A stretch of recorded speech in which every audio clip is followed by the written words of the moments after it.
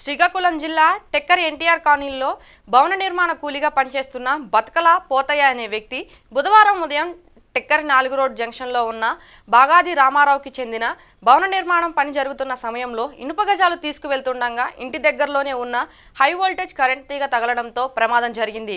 Current షాక్కు గురైన పోతయ్యను స్థానికులు 108 అంబులెన్స్లో టెక్కర్ జిల్లా ఆసుపత్రికి తరలించారు.